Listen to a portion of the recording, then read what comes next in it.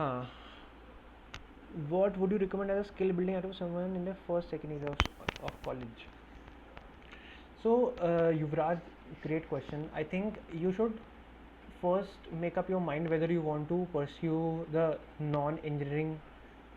All right, so non-engineering fields or not. If you're talking about finance, definitely do that Bloomberg certification which our college used to offer. That is one thing. Start preparing for your CFA and get done with your level 1 if you can, and if finance is your only goal. There were some clubs on campus. I don't remember.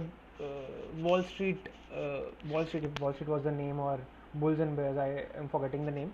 But if there are some clubs which can give you some exposure in the domain of finance, that helps in the POR section.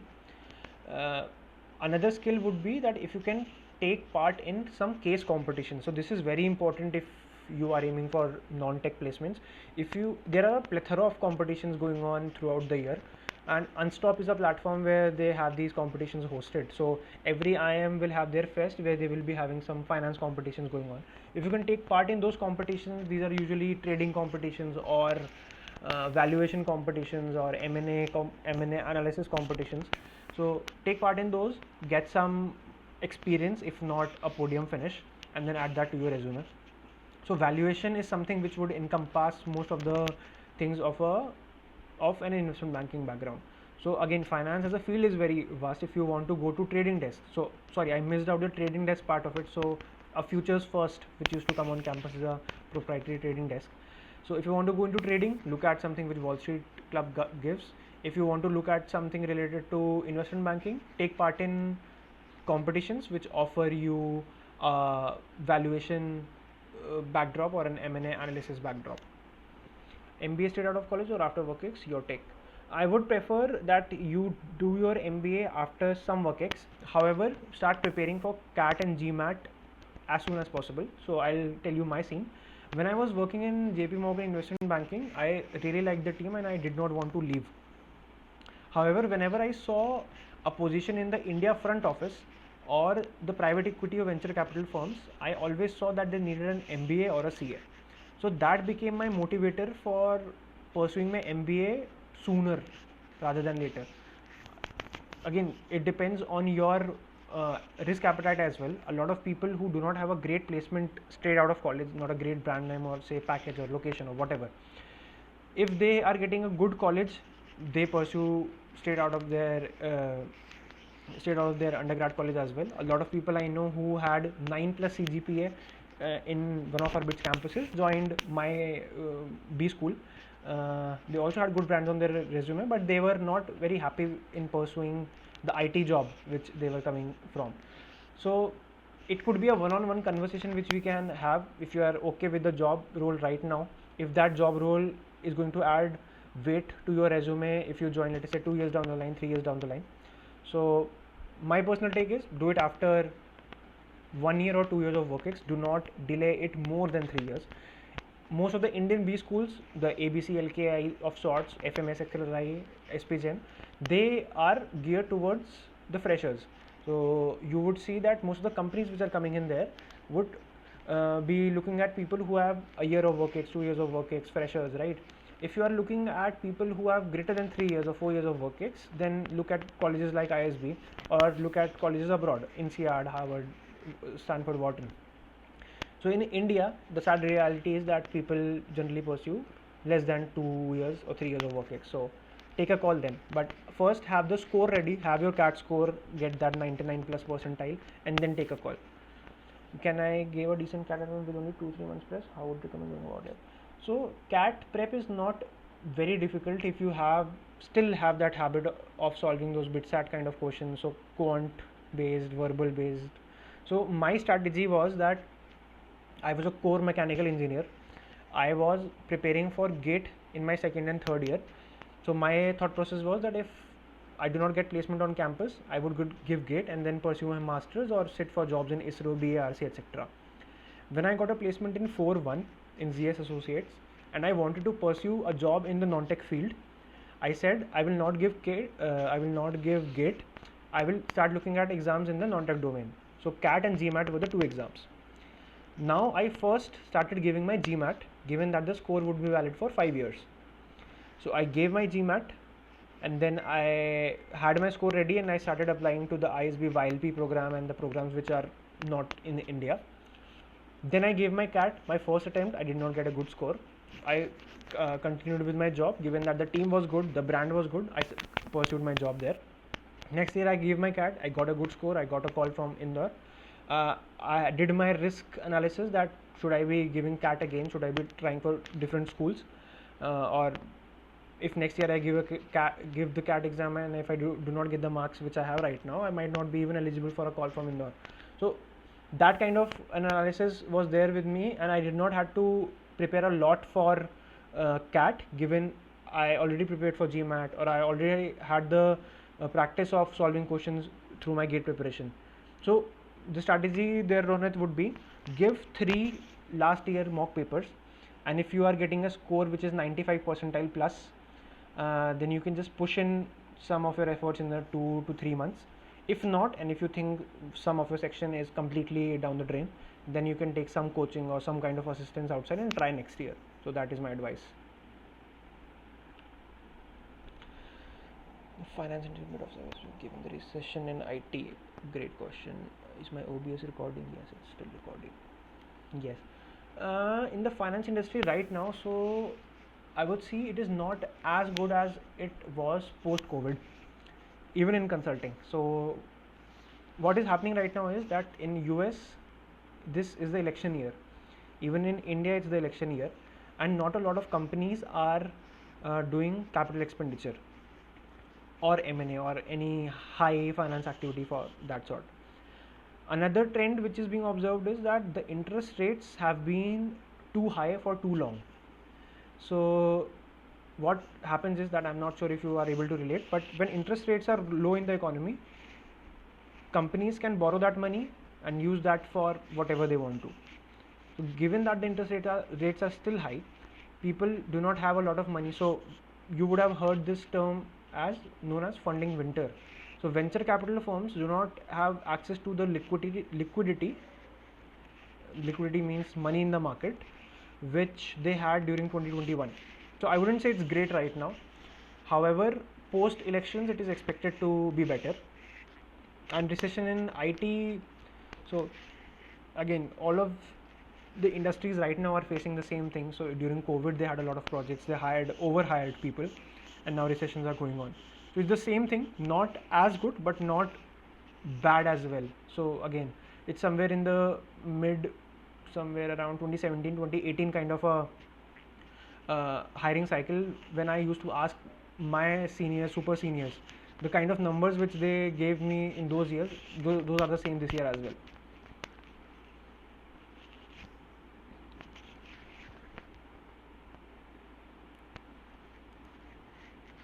No problem.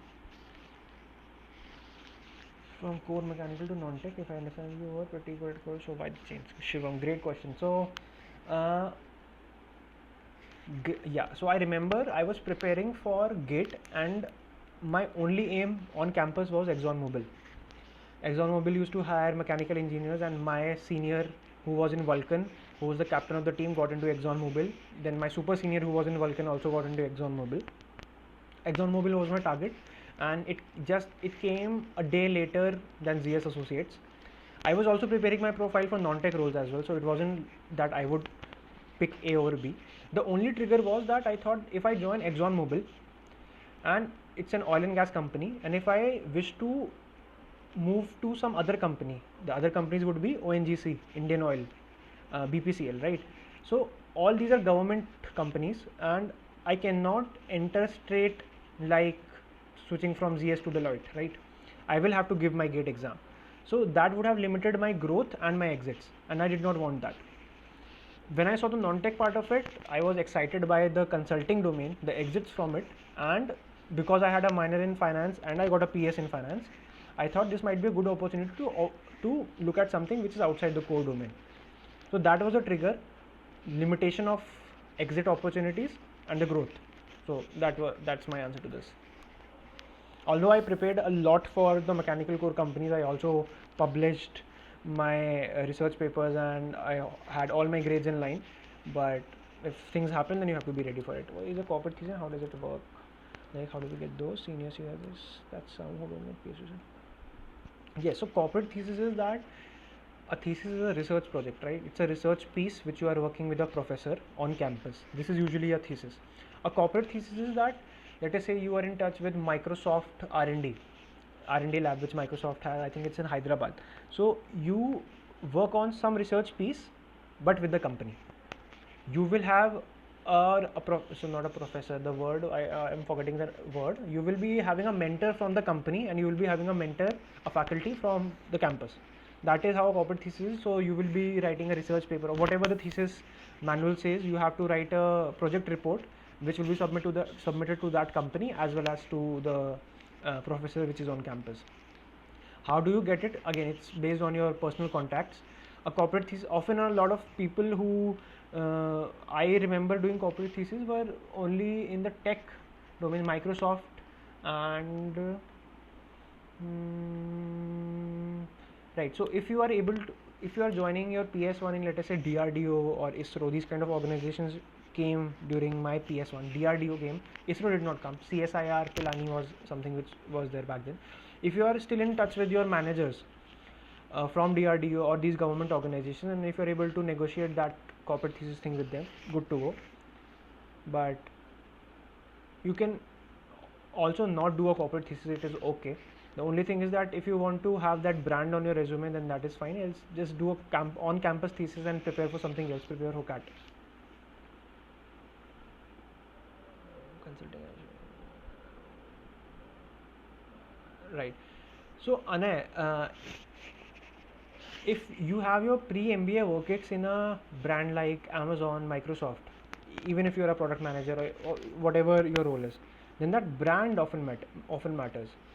A PM workix will not usually give you an entry to consulting or IB. However, I have seen people who worked in stellar brands in product manager or growth teams. They had a 999 profile. They were from top NITs. They had a PM workx in a startup for a couple of years, and then they got the consulting shortlist. Not IB shortlist for sure.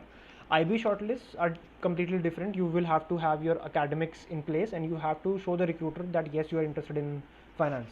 So your CFA, your Bloomberg certifications, your projects, that are going to help.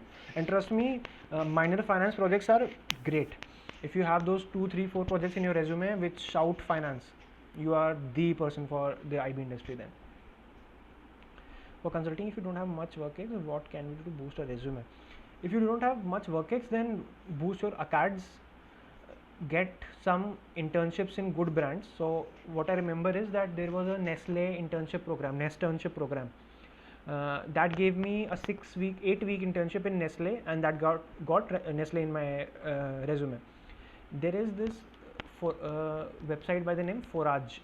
I'll just type in the name Forage. So there were some virtual internship experience programs by Forage.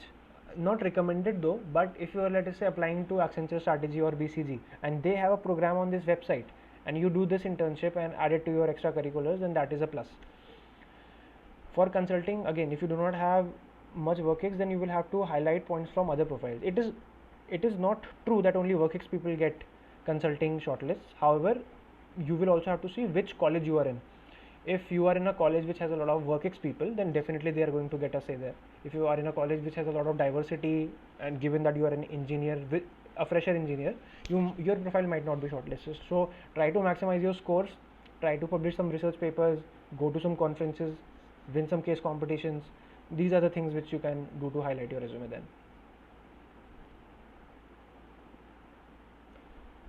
Right, so projects are another part of it. So I remember in my resume I showed one finance project which was around business analysis and valuation. Yeah, for consulting mainly. For business analysis and wait, I will show you my resume. I think I would be having it here. No, sorry, I don't have my resume here. I'll put it in the group. So I put in one project from mechanical engineering, which was around building the car, the ATV, the project which I was a part of. The second was business analysis and valuation. So it was around analyzing an industry, a company, and then making some valuation reports there. That was the second project. Third project that I had put was again something from financial domain. Yes, FOFA project. So fundamentals of accounting, that was a course, and we had done some ratio analysis for some automotive companies. So again, you are studying an industry, you are doing some ratio analysis, you are putting it out there. These were the three projects I remember. Then there would have been some projects from my B school, but you have to put in a variety of projects. So one is from mechanical, one is from business valuation, one is from accounting perspective. So that helps.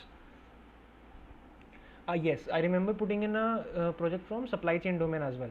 I did a supply chain elective, and I had also written a research paper there, although it did not get published. But the project was pretty good. It was in a supply chain and machine learning domain, so that I had put. How difficult to manage cat prep along with 4-1 finance PS? 4-1, 4-1 means those months. Yeah, it would be tough. Again, so my objective to do right. So my answer would not fit here, but 4-1 finance PS might be difficult. Depends on my preparation as well. For a few of my friends who are like brilliant, super smart, they did not even give one mock and they got 99.3 plus. So it depends on you. Please give 2 to 3 previous year papers first, and then analyze where you are, and then we can take it up on how to go forward. What are courses? Separate study projects. Juhi, so in your second or third year, I'm assuming you're in first year. If not, you are given some projects by your professors, right? So assignments, sorry if that's the word right now. Assignments, you will be given some assignments by professors. So these are the same study projects which you are using in your resume. Yep. Do EcoFin profs give projects to core branch people? Does it matter the project is formal or informal? Okay, Ronit. So two things there. If you are entering a B school, then you will have to write your resume and get each and every point approved by some authority. This is something which is being followed in B school. So for every line you're putting in, you will have to get a verbatim approval from your manager if it's a work ex point, from a mentor if it's a summer internship point, from a professors if it is a project point, right? So even if it is formal or informal doesn't matter outside the boundaries of bits, right? Even if it is an informal project and your professor can vouch for it, good to go. If you are not applying through a B school process, if you are applying off campus, then you can write whatever you want in your resume. However, be sure that you can be asked anything on that project, right? Do professors give projects to core branch people? Definitely they do. You will have to show your interest. I remember working with my SAPM professor, Professor Shreya Biswas. Yes, I remember working with her on a few projects. Although I was pursuing a minor in finance, but still I was a mechanical engineering student and I did work on a project with her, and then she approved my points. So something like that can be worked out. Now, how to win projects from these faculties, that's a different ball game. You can talk about certain themes in which you are interested in, and if it aligns with their PhD research area, their thesis research area, then they will know that yes, you have looked at their profile, their projects, and then you're good to go.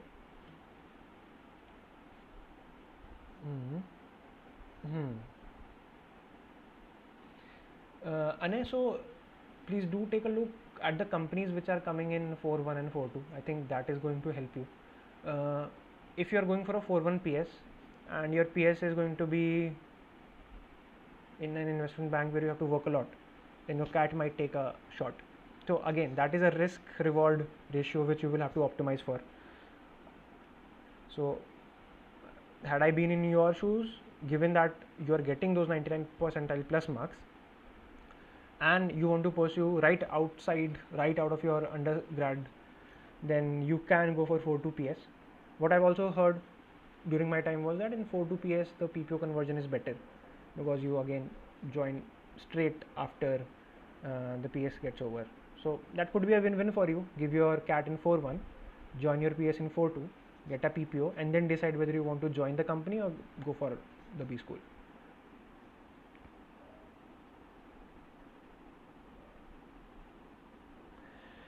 Will you suggest going for finance PS of good brand if you're biased towards consulting PM of some startup NGO?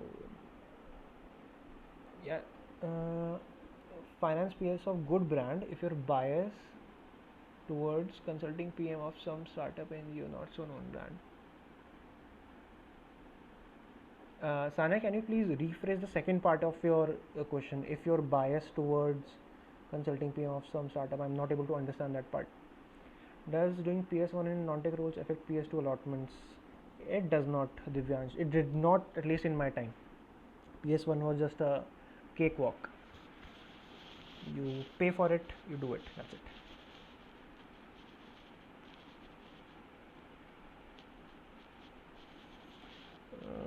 Before you graduate, Yuvraj, there was this thing which we used to do. We used to I'll remove this from the recording though. We used to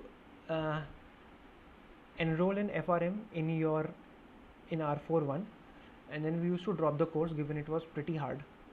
However, in the PSD portal, it still came on our resume. I'll just say that. Oh, sorry, FRM. Oh, so sorry. FRM is the financial. I'm not sorry. I was talking about the FRAM course. So FRM you can complete it. However, CFA will open more. Yeah. The CFA will open more doors for you if you want to enter, say, equity research or investment banking or even risk roles. If you can complete FRM, good thing to have on a resume. Good thing if you want to pursue your career in risk management. But I would, like, if I would have been given a chance to redo my engineering, I would have focused on CFA and completed at least the level 1 by the time I was graduating.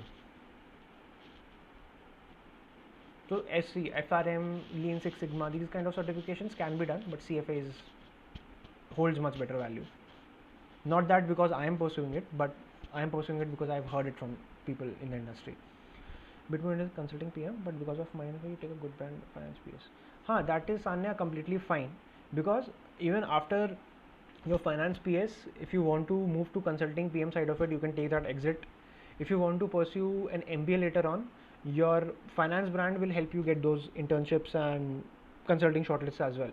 So the same story as mine.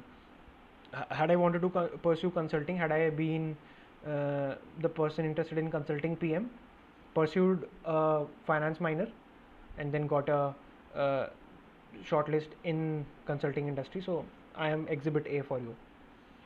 People say that if PS in get more knowledge for placements in 4.2, how much of this is to consider? We only know about finance minor knowledge until now. We only know about the finance minor knowledge until now, placements in 4.1. So Juhi, finance minor ka knowledge is a lot.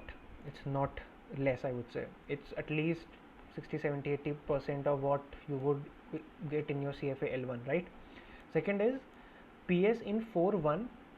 Which domain are you talking about? If you get a role, let us say risk role in 4.1 PS in, let us say, Nomura, I'm not sure if it still comes on campus.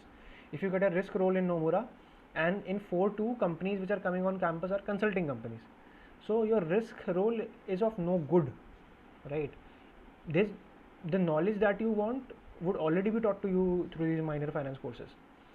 You can again talk about these notions. For example, you join a trading company in 4.1 and then futures first comes in 4.2, then you can say that definitely your knowledge is going to help you, but the kind of role that you're getting in your 4.1 is also important. So I'm not vouching for 4.1 or 4.2, depends on your position, your preparation for other competitions or PPO conversion which is happening right now, but that knowledge part of it is not very true. A good friend of mine joined upgrad in his PS, and then 3 months after his PPO in upgrad he moved to finance. So it wasn't that his knowledge of upgrad helped him, it was the referral as well as the knowledge of minor in finance that helped him. So we cannot generalize that.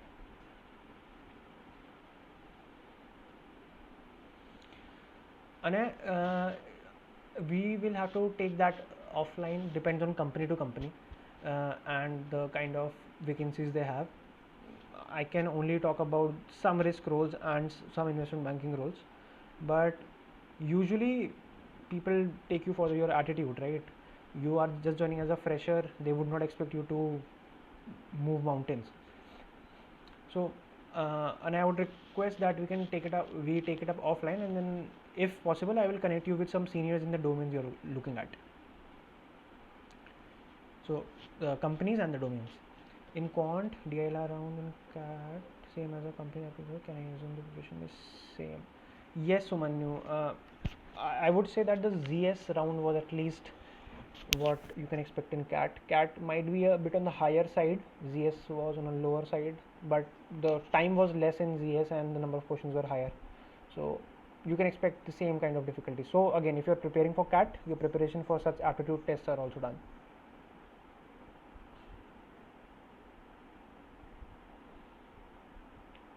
11:48. I'll have a hard stop at 11:55. uh, all those who are just listening or who might be just dropping off, would be great if you can give the feedback of this either on the chat box or on the group or to me personally, so that I can understand what you guys want more.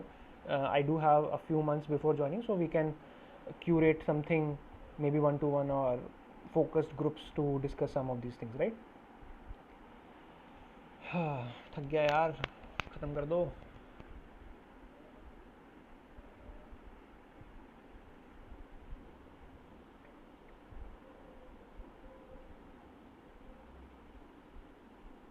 When exactly?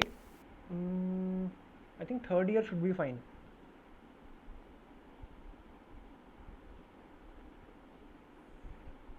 Thank you guys. So Sanya, to answer your question, usually by the end of your second year, you understand whether you want to pursue your core degree or not. A lot of my friends who wanted to do CS, by the end of their OOP DSA kind of courses, they were done with computer science. Then in your third year, you can optimize for your open electives, domain electives, and then do your CAT preparation, GMAT preparation. If you are pursuing a GMAT GRE kind of an exam, you can also optimize for your application timings and scholarships and LORs. So third year I think would be a good time.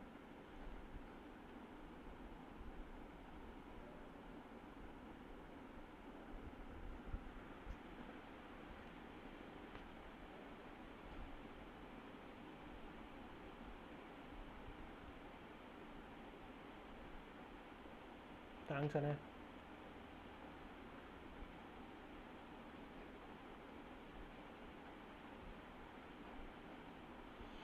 What would be a good substitute for PORs? Yeah, Amog, in your resume, at least in a B school, there is a section for POR. So even if you are not at a position of responsibility, right? You are just a member of, say, a fest committee. Just put it in there, make that section small, but ensure that you are filling in space using some other projects or work experience, some internship, etc. So if one part of it is small, that's okay, but you will have to fill it up with some other things in your resume. So you can, for example, you just have one POR, let us say member of some fest body, but in your co-curricular section you are writing that you have fitness as your extracurricular, you also have writing as your extracurricular, you also have playing musical instruments as your extracurricular. So that is how you fill it up your resume. What if not in any clubs, departments, what to replace it with? Then that becomes tough. Let me think.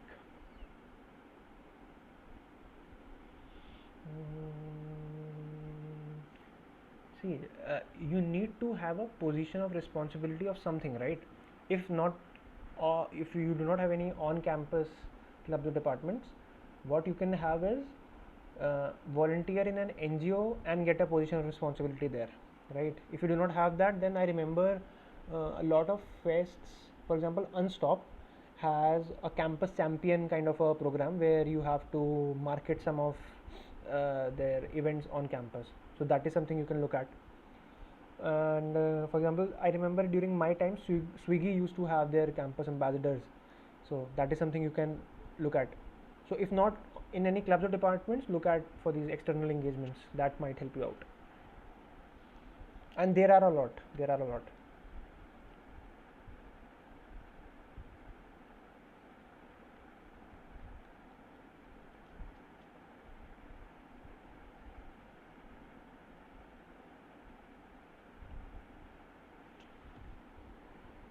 All right, we have 2 minutes to go. Thank you so much. No problem. No problem. business startup after college. Should I focus on consulting of my PS2 and then finally for second year? Kanishk. Hmm.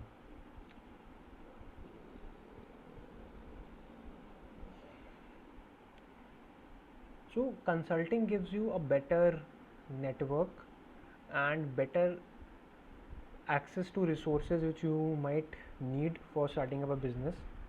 However, that being said, front office investment banking also exposes you to those kind of roles. However, on campus, right now you might not get them, right?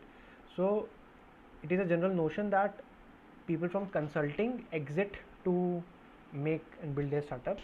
People from finance domains often exit to build their funds, private equity funds, venture capital funds, or join some other funds. So it is all about networking and the kind of resources. For example, you would need a business coach, right, or advisor, or some vendors in the industry. So I know people who worked in the EV space in a company. I know that person exited and founded a company in the EV space because he had some contacts from his consulting days. So consulting would help you much better. However, you also have to take into account the kind of role. A back office role might not expose you to those kind of resources, right? So you're still in your second year. We can probably take this discussion on WhatsApp, or maybe once you are in your 3-2, right? So focus on your CGPA first so that you can get the best consulting or the best finance offer on campus. 54, I'll drop off in a minute. Thank you.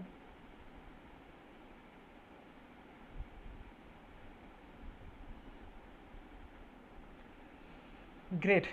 Thank you so much, and I'll see you on the group. Feel free to drop in a word, and I'll see you in the next meeting.